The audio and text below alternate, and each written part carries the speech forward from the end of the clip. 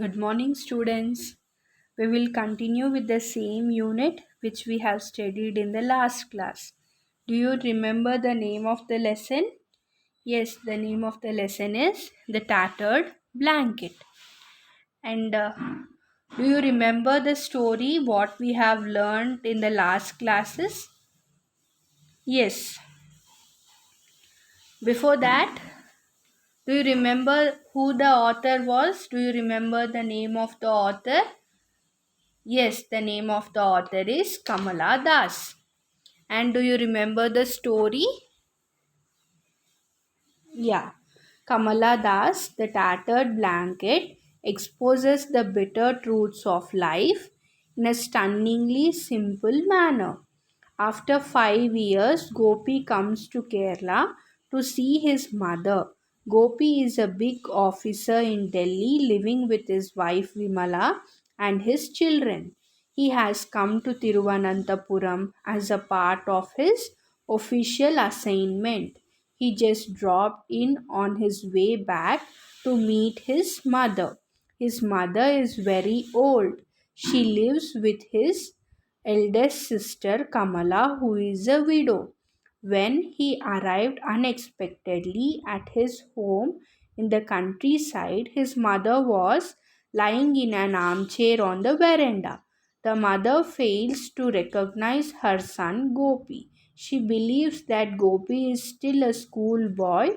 She doesn't recognize anybody. Sometimes her memory is quite sharp. Sometimes she forgets the present, but remembers the past. When her memory is very sharp, she asks about Gopi's letters from Delhi. Kamala tells her a lie that everything is fine with Gopi, his wife, and kids. But Gopi doesn't write any letters to his mother.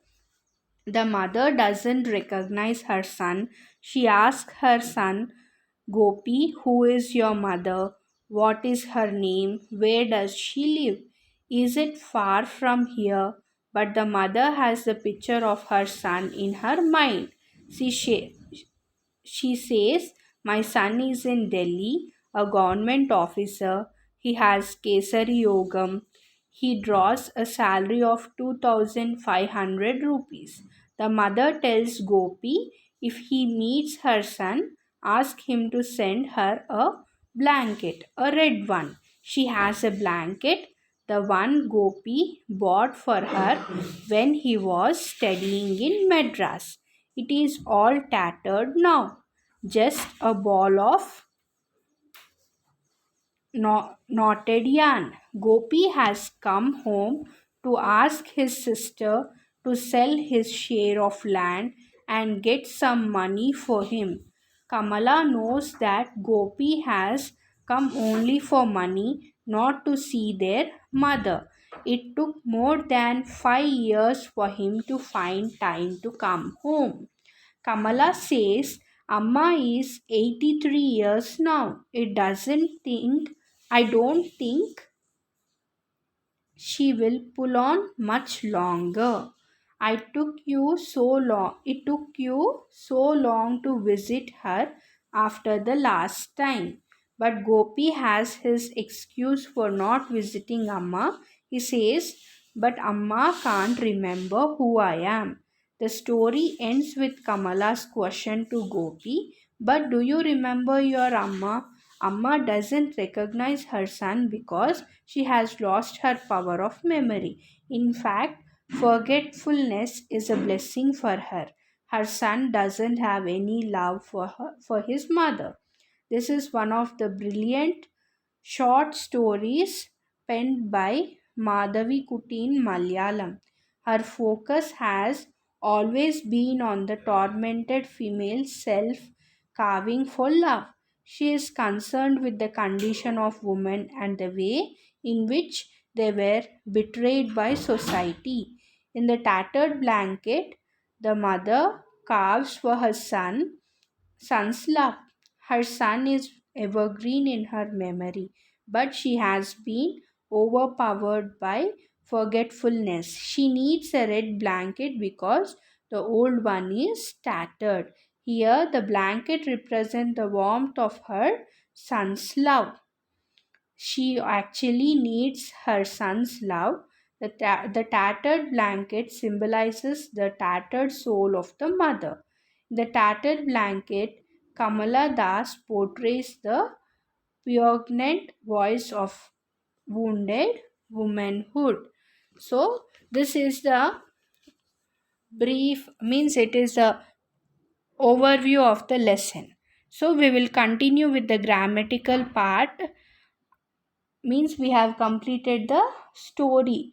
Now we will be continue with the grammatical part. Now if you see, first there is glossary. Tinna, sit out. Futile, unsuccessful. Huddled, held arms and legs closed because of fear or cold. Reluctantly, not willing to do something. Screwing up eyes, narrowing the eyes to look more carefully.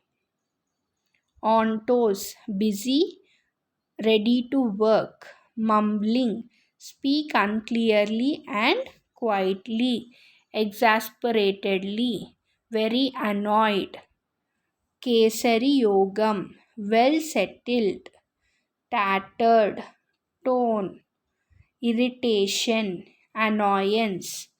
So these are the glossary. Even I have given you some extra words also in your hard words, and I have given you the meanings. I hope you have learned them. Now we will move to the vocabulary part. Fill in the blanks with the most appropriate words. Here they have given us some words in the box. If you see in your textbook, what are they?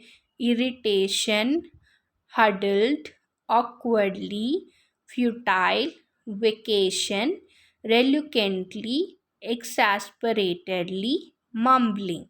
So we have to fill in the blanks using these appropriate words. So we will fill up these blanks. First one is, all my attempts to make him happy proved dash.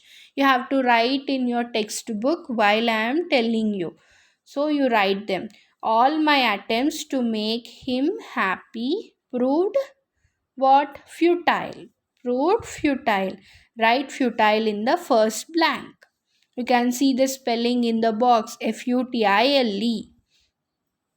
Second is, it was very cold, so I dashed in a corner. What is that? Huddled in a corner. So fill second one blank with huddled. Third is, forced by her parents, Sita dash took the diploma. What? Exasperatedly. Third one, you fill third blank with is exasperatedly. Sita exasperatedly took the diploma course. Fourth, what are you? Dash, I can't hear you. What are you mumbling? Fill the fourth blank with mumbling. What are you mumbling? I can't hear you. Fifth, the news that he was denied promotion caused dash to him. The news that he was denied promotion caused dash to him, means irritation to him. Fill fifth blank with irritation. Second Roman number, tick the words that are similar in meaning to the underlined words. Here they have given us choose the correct answer type questions. So in the question you find the word underlined. So we have to find the similar meaning of the underlined word in the given options. So we will see. First one is, his mother made a futile attempt to get up. What do you mean by futile? Is it burdened, limited, useless, empty? Yes, it is useless. So, you write alphabet C in the bracket. First one is C, useless. Second one, it's all tattered now. Tattered means Spoiled, old, dirty, torn. Which one? It is torn. Second is D. Third, there is a cold mist in the mornings. Mist means ice or snow or fog or wind. Wind. Yes, it is fog. Mist means fog. Third one is C. It's just like a ball of yarn. Fourth one. It's just like a ball of knotted yarn. Knotted means very small or rounded tightly, joined or tied. Rounded tightly. Fourth one is B. I can't make both ends meet with my salary. Make both ends meet means earn a lot of money or spend a lot of money, earn just enough money, give all that one. What, which one? Fifth one is earn just enough money. So fifth is C. Now we will move to the grammar, phrases and noun phrases. Look at the following sentence from the text and observe the underlined part. She saw a bald, fat, middle-aged man. What the sentence is telling? She saw a bald, fat, middle-aged man. How the man is? He is bald-headed, he is fat, and he is middle-aged man. Discussion. Which word in the underlined part is important? In this underlined word, which one is important? The underlined part in the above sentence has more than one word. It is called a phrase. Means in the underlined word, in the underlined sentence, you can see more than one word. So it is called a phrase. The underlined part, a bald, fat, middle-aged man, functions as a noun phrase. So this underlined part, a bald, fat, middle-aged man, functions as a noun phrase. Here the word man is present, is important, and all other words add more information to the word. Here about whom we are discussing, about a man. Man is a noun. So we are in this sentence, man is important for us. And the other words are used about addition, means extra information about the man, means how he looks, how that one, that is, and that is the extra information about the man. So it is called a noun phrase. The underlined part, a bald, fat, middle-aged man, functions as a noun phrase. Here the word man is important and all other words add more information to that word. So it is called a noun phrase. You see here, a man is a article noun. A is a article, man is noun, bald adjective, fat adjective, middle aged adjective. We have splitted the underlined word, a bald, fat, middle aged man. So A is an article, bald is an adjective, fat is adjective, middle aged is adjective, man is noun. So we are giving extra information about the man. Here man is noun, A is article, and we are explaining the about the noun. So what it is, bald is adjective, fat is adjective, middle aged is adjective. So here they have given us an exercise. We have to identify some more noun phrases from the story and write them below.